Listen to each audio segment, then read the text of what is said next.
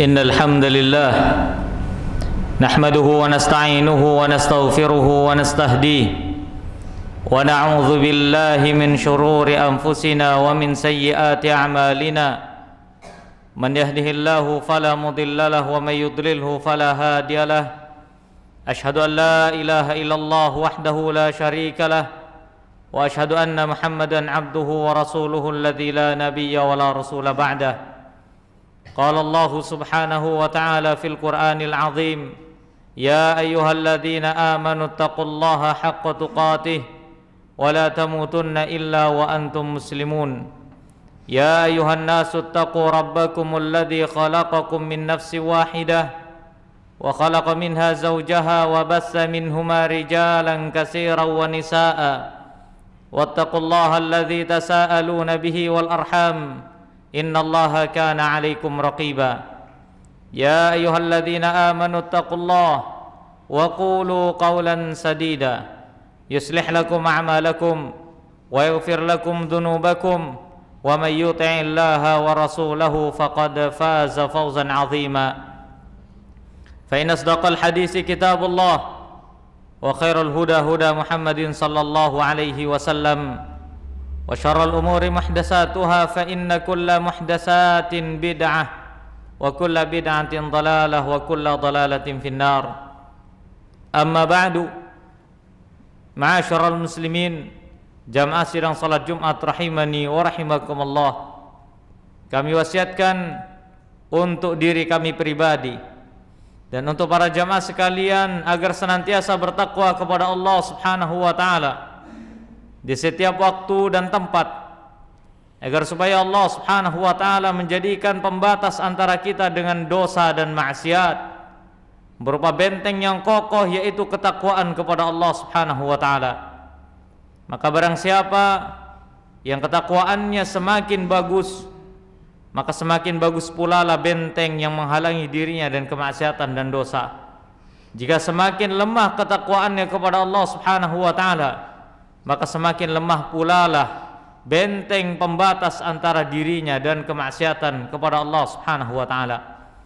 Ma'asyiral muslimin rahimani wa rahimakumullah, salah satu di antara sifat yang tercela di dalam Islam adalah sifat kejahilan, adalah sifat kebodohan, ketidaktahuan seorang terhadap suatu perkara yang penting dalam kehidupannya. Agama Islam adalah agama yang mulia, yang telah menjelaskan segala sesuatu dengan sempurna, dengan penjelasan-penjelasan yang bisa ditangkap oleh siapapun juga. Agama Islam adalah satu-satunya agama yang menyempurnakan segala sesuatu dengan cara terbaik, memberikan pengetahuan yang luas bagi siapapun yang ingin mengambilnya. Maka ketika ada seorang muslim yang mengatakan dirinya adalah seorang muslim, akan tetapi ia tertimpa dengan penyakit kejahilan, maka sesungguhnya hakikatnya ia tidak mengerti apapun tentang urusan agamanya. Ingatlah ma'asyiral muslimin rahimani wa rahimakumullah, Allah Subhanahu wa taala tidak pernah memuji sifat kejahilan ataupun kebodohan. Bahkan Allah Subhanahu wa taala dan Rasulnya begitu mencela dan membenci sifat kebodohan serta kejahilan. Mengapa demikian? Karena sesungguhnya pengetahuan seorang terhadap sesuatu merupakan anugerah terbaik untuk kehidupannya, dan musibah terbesar bagi seorang dalam ruang lingkup kehidupannya adalah kejahilannya sendiri. Ma'asyiral muslimin rahimani wa rahimakumullah, Allah Subhanahu wa taala berfirman di dalam Al-Qur'an, memberikan keterangan tentang sifat manusia. Innal insana zaluman jahula, sesungguhnya manusia memiliki sifat zalum, yaitu suka berbuat kezaliman, suka berbuat kerusakan. Kemudian manusia juga memiliki sifat jahula, yaitu tidak berfikir, ataupun tidak berfikir panjang dalam semua perkara-perkaranya. Apakah perkara tersebut bermudarat ataupun mendapatkan manfaat, ia tidak memikirkannya.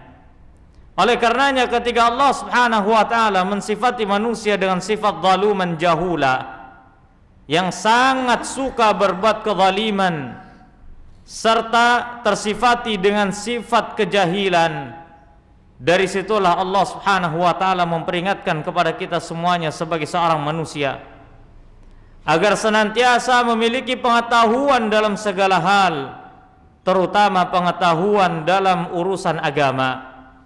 Ma'asyiral muslimin rahimani wa rahimakumullah. Mengapa demikian?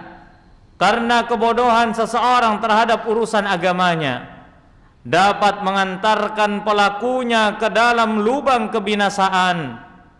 Tidak ada kejahilan yang mendatangkan keberuntungan dan manfaat. Semua bentuk kejahilan akan mendatangkan kebinasaan dan keburukan bagi kehidupan seorang. Oleh karenanya Allah Subhanahu wa taala begitu membedakan bagi orang-orang yang mengetahui, dan Allah Subhanahu wa taala pula membedakan siapa di antara manusia yang jahil. Ma'asyiral muslimin rahimani wa rahimakumullah. Allah Subhanahu wa taala di dalam Al-Qur'an menyebutkan tentang masalah kejahilan, yang mana manusia secara umum diklasifikasikan dalam masalah kejahilan dalam beberapa golongan. Yang pertama adalah orang yang tidak mengetahui apapun tentang urusan-urusan baik dunia ataupun akhirat. Maka orang-orang seperti ini adalah orang-orang yang jahil, yang wajib baginya untuk senantiasa belajar ilmu agama serta mempelajari perkara-perkara yang bermanfaat untuk dirinya. Tidak boleh ia membiarkan kejahilan pada dirinya. Segera ia harus bangkit dari kejahilannya dan senantiasa berharap kepada Allah Subhanahu wa taala mengangkat kejahilannya dan diganti dengan ilmu. Kemudian yang kedua adalah orang yang jahil, akan tetapi dirinya tidak merasa bahwasannya ia adalah orang jahil. Ia banyak berkata dengan ucapan-ucapan sesuai hawa nafsunya. Ia berpendapat dengan pendapat-pendapat yang tidak sesuai dengan dalil Al-Quran dan Sunnah. Ia katakan apa yang ia inginkan, bahkan ia mendakwahkan kepada manusia. Maka sungguhnya orang yang jahil dan ia tidak mengerti tentang kejahilannya merupakan orang yang paling berbahaya. Oleh karena sebagian para ulama mengatakan, janganlah engkau bertanya kepada setiap orang yang jahil, yang tidak menyadari akan kejahilannya. Kemudian yang ketiga adalah orang yang memiliki pengetahuan, akan tetapi ia tidak menggunakan pengetahuan tersebut untuk kebaikan. Ia tahu kebaikan, akan tetapi ia tidak kerjakan. Ia tahu tentang perkara-perkara penting dalam kehidupannya, akan tetapi ia tidak bisa memprioritaskan.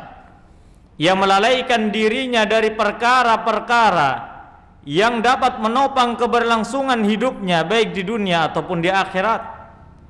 Padahal Allah Subhanahu wa taala berikan akal dan ilmu untuknya, akan tetapi ia tidak mau mempergunakannya. Apakah Anda menyangka bahwasannya orang jahil adalah orang yang sekedar tidak mengetahui sesuatu? Akan tetapi yang benar, orang jahil yang paling parah adalah orang yang mengetahui sesuatu, akan tetapi justru ia mengingkari pengetahuannya. Ketika ia mengetahui tentang halal haram, justru ia yang melanggarnya. Ia melakukan perkara yang haram dan ia meninggalkan perkara yang halal. Tidaklah seorang disebut alim kecuali karena sebab khasyatullah, rasa takutnya kepada Allah Subhanahu wa taala. Maka jika khasyatullah tersebut hilang, seorang yang alim akan tetap berpredikat jahil di hadapan Allah Subhanahu wa taala. Ma'asyiral muslimin rahimani wa rahimakumullah. Allah Subhanahu wa taala berfirman di dalam Al-Qur'an, "Qul hal yastawi alladhina ya'lamun walladzina la ya'lamun innama yatadzakkaru ulul albab. Kata Allah Subhanahu wa taala, katakanlah wahai Muhammad, apakah sama antara orang-orang yang mengetahui terhadap sesuatu kebaikan dengan orang yang tidak mengetahui apapun tentang kebaikan? Seorang yang tidak mengetahui kebaikan, ketika ia melakukan suatu perbuatan karena sebab dibangun perbuatan tersebut di atas kejahilannya, ia anggap dan ia sangka perbuatannya berada di atas kebaikan. Kenapa? Karena ia tidak mengetahui hakikat kebaikan.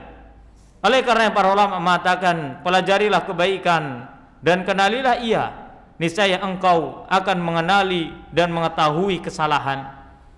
Maka setiap orang yang jahil melakukan perbuatannya didasari atas kejahilan dan kebodohannya, niscaya ia tidak akan menyempurnakan amalannya. Ia tidak tahu bahwasannya apa yang ia bangun, seperti halnya membuat rumah pasir di tepi pantai, yang mana apabila terkena ombak dia akan terhapus dan tersapu bersih. Ia melakukan perbuatannya di atas kejahilan yang berakibat pada kesia-siaan. Segala perbuatan yang sia-sia tidak akan pernah dinilai di hadapan Allah Subhanahu wa taala. Ma'asyiral muslimin rahimani wa rahimakumullah. Tugas kita sebagai seorang muslim adalah mempelajari ilmu agama dengan sebenar-benarnya, memahaminya dan mengamalkannya sebagaimana diturunkan oleh Allah Subhanahu wa taala kepada Nabi kita Muhammad sallallahu alaihi wasallam. Ma'asyiral muslimin rahimani wa rahimakumullah. Janganlah kita merasa bahwasannya mengetahui segala sesuatu dalam urusan agama merupakan perkara-perkara yang sia-sia. Karena pada hakikatnya ketika kita berdiri untuk salat, terkadang tidak mengetahui tentang hukum-hukum gerakan salat yang sedang kita kerjakan.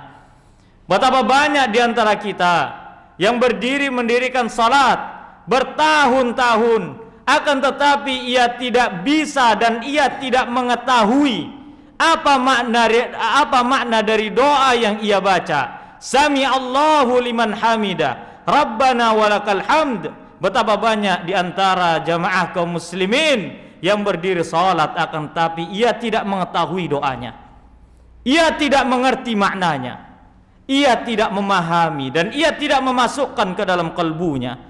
Maka lihatlah ma'asyiral muslimin, ketika Allah Subhanahu wa taala mewajibkan seorang iqamis salat, mendirikan salat, bukan sekadar ketika seorang melaksanakan salat, akan tetapi mempelajari salat, semua hal yang berkaitan dengan salat, sehingga ketika ia telah menyelesaikan salatnya, ia telah menjadikan salat sebagai pendirian dalam kehidupannya. Maka lihatlah, ketika seorang yang berdiri salat, ia mengetahui tentang hukum-hukum salat, maka amalan salatnya lebih diterima dan lebih berkualitas di hadapan Allah Subhanahu wa taala daripada yang tidak mengetahui apapun tentang salat. Banyak di antara kaum muslimin yang tidak mengerti apa itu arti dari doa iftitah wajjahtu yang ia baca. Ketika ia membaca wajjahtu wajhiya lilladzi fataras samawati wal ard, apakah banyak di antara kita yang mengerti tentang doa tersebut? Jika seandainya kita mengerti dan memahami, niscaya tidak akan ada kesyirikan. Seandainya doa tersebut difahami di dalam hati dan diamalkan dengan perbuatan, niscaya tidak ada penyimpangan tauhid kepada Allah Subhanahu wa taala. Akan tapi sayang seribu sayang, ketika seorang mengatakan dirinya wajjahtu wajhiya lilladzi fataras samawati wal ard hanifan musliman wa ma ana minal musyrikin inna salati wa nusuki wa mahyaya wa mamati lillahi rabbil alamin la syarika lahu wa bidzalika umirtu wa ana awwalul muslimin. Ketika seorang muslim membaca doa tersebut, setelah ia keluar dari peribadatannya kepada Allah, justru mengantarkan dia untuk beribadah kepada selain Allah. Mana doa iftitah yang ia baca? Mengapa itu tidak terwujud dalam perbuatannya sehari-hari? Apa yang mendasari itu semua dan menyebabkannya? Disebabkan karena kejahilannya kepada perkara-perkara salat yang ia tidak ketahui. Bayangkan dalam masalah perkara salat saja banyak di antara kita yang tidak mengerti tentangnya. Lalu bagaimana dengan amalan sunnah? Lalu bagaimana dengan amalan puasa? Dengan urusan zakat, dengan urusan haji? Betapa banyak orang yang naik haji, pergi ibadah haji, akan tetapi ia tidak tahu rukun-rukun haji. Yang ia tahu hanya mengikuti apa kata pemimpin rombongan. Setelah itu ketika ia pulang, ia berharap dipanggil dengan gelaran-gelaran yang mulia. Ma'asyiral muslimin rahiman rahimakumullah. Ketahuilah kejahilan merupakan penyakit yang sulit untuk diobati. Kejahilan yang tidak terasa merupakan penyakit kronis yang sulit untuk dibasmi. Terkadang seseorang begitu gampang dan mudah untuk mencari obat ketika kepala terasa berat, ketika kepala terasa pening, perut terasa sakit, yang mudah untuk mencari obatnya. Akan tetapi ketika seorang tertimpa penyakit kejahilan, betapa banyak di antara kaum muslimin yang tidak mengerti dan tidak merasa akan bahaya dari penyakit tersebut. Pelajarilah ilmu agama, karena sungguhnya Allah Subhanahu wa taala mewajibkannya. Tidak ada jalan keselamatan bagi seorang hamba di dunia dan di akhirat kecuali ia memperbaiki urusannya dengan agama Allah Subhanahu wa taala. Aqulu qauli hadza wa astaghfirullah li wa lakum wa lisairil muslimina min kulli dzamb fastaghfiruhu innahu huwal ghafurur rahim.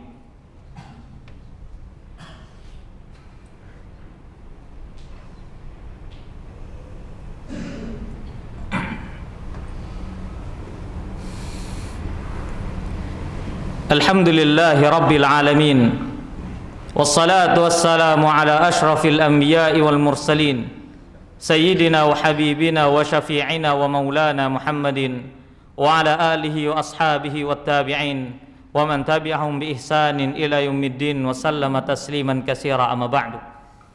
Ma'asyiral muslimin rahimani wa rahimakumullah. Ada sebuah hadis yang sangat menarik berkaitan dengan tema khutbah kita di siang hari ini. Sebuah hadis dari Nabi sallallahu alaihi wasallam tentang masalah berburu. Dan itu telah disebutkan oleh para ulama dalam banyak kitab-kitab fikih. Apa itu? Nabi sallallahu alaihi wasallam membuat ketentuan bagi siapapun yang ingin berburu dengan menggunakan hewan peliharaan. Semisal ya anjing ataupun hewan-hewan yang lainnya yang dilatih untuk berburu, maka Nabi sallallahu alaihi wasallam membuat ketentuan. Jika seandainya seorang berburu apapun itu, kemudian ia melepaskan anjingnya, Nabi sallallahu alaihi wasallam mengatakan maka wajib bagi si pemilik anjing tersebut untuk memastikan apakah anjingnya itu jinak, mengetahui ilmunya atau tidak. Karena apabila anjing tersebut dilepas untuk berburu, kemudian setelah itu anjing itu mendapatkan buruannya, dia menggigitnya, dan ia tidak mengantarkan hewan buruan tersebut kepada tuannya dalam keadaan utuh, atau ia memakan sebagian kecil dari dagingnya, ia memakan kaki sebelah kanan dari hewan buruannya, maka hewan buruan tersebut haram hukumnya untuk dikonsumsi. Akan tapi sebaliknya, jika seandainya anjing yang ia lepas, kata Nabi sallallahu alaihi wasallam, lepaslah hewan peliharaanmu dan bacalah bismillah. Ia baca bismillah, kemudian setelah itu ia lepaskan anjingnya. Anjing itu berburu, memburu mangsanya, menggigitnya, kemudian mengantarkan kepada pemiliknya dalam keadaan utuh, karena anjing ini mengerti apakah ini hewan buruan ataupun makan untuknya. Ia mengerti itu. Ia jinak dan cerdas untuk membedakan itu. Maka hewan buruan dari anjing tersebut hukumnya adalah halal menurut sebagian besar dan ijma' para ulama. Sebagaimana Nabi sallallahu alaihi wasallam menghalalkannya. Apa ibrah dari kisah tersebut? Para jamaah kaum muslimin rahimin rahimakumullah. Dalam masalah berburu saja, hewan yang paling hina bernama anjing saja, jika seandainya ia berilmu, dapat menjadikan makanan hewan buruan yang ia buru menjadi makanan yang halal. Akan tetapi jika seandainya anjing tersebut dilepas dalam keadaan ia tidak mengerti tentang cara berburu yang benar, maka sesungguhnya setiap hewan yang ia buru dan diantarkan kepada tuannya hukumnya adalah haram. Dalam urusan buruan, dalam urusan anjing yang dianggap hina saja, syariat membedakan mana yang mengetahui dengan mana yang tidak. Maka ini merupakan ibrah yang besar untuk kita semuanya, bahwasannya dalam masalah hewan saja dibedakan mana yang mengetahui mana yang tidak. Lalu bagaimana dengan manusia yang Allah berikan akal kepadanya, Allah berikan pengetahuan kepadanya, akan tetapi ia tidak pergunakan untuk mengetahui urusan agamanya. Ia sepelekan urusan agamanya, ia katakan beragama biasa saja. Tidak harus semua urusan agama diketahui secara detail. Padahal ketika ia di alam kubur ia akan ditanya tentangnya. Kualitas agama seseorang ditentukan karena sebab diantaranya pengetahuannya terhadap agama. Dan Allah subhanahu wa ta'ala mengangkat derajat seorang yang mengetahui urusan agamanya melebihi orang-orang yang tidak mengetahuinya. Seorang yang mukmin dan sekedar beriman kepada Allah subhanahu wa ta'ala, maka ia akan mendapatkan derajat yang tinggi.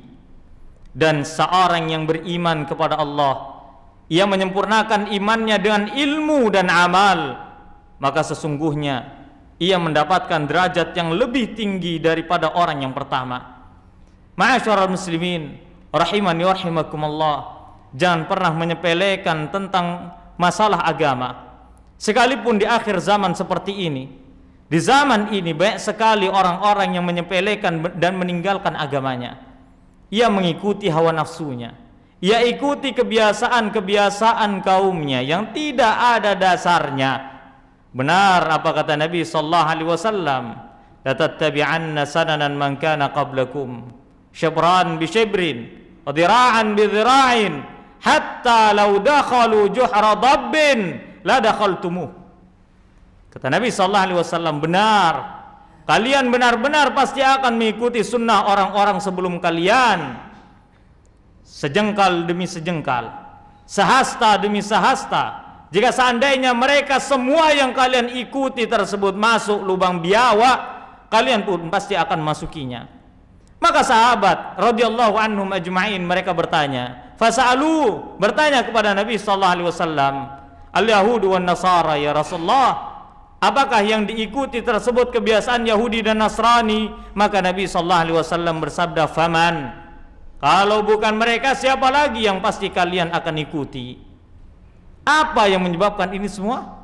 Karena ketidaktahuan seorang mana kebenaran dan kebatilan, mana kebaikan dan keburukan, mana hak dan batil, mana tauhid, mana syirik, mana sunnah, mana bid'ah. Seorang tidak mengetahuinya, sehingga apapun yang ada di hadapan matanya ia sangka itu adalah kebaikan, padahal itu merupakan jalan kebinasaan.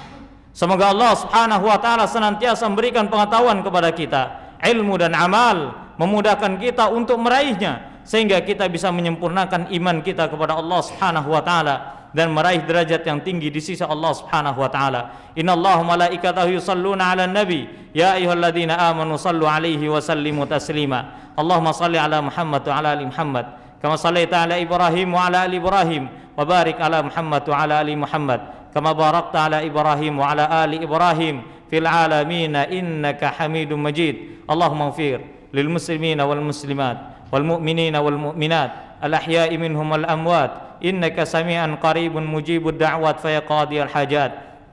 Allahumma izzal islam wal muslimin wa dhilla syirka wal musyrikin wa damir a'da'aka a'da din ya qawi ya matin. Rabbana atina fid dunya hasanah wa fil akhirati hasanah wa qina adzaban nar. Wa sallallahu wa sallam wa baraka ala sayyidina Muhammadin wa ala alihi wa sahbihi wa sallam wa akhiru da'wana alhamdulillah wa aqimus salat.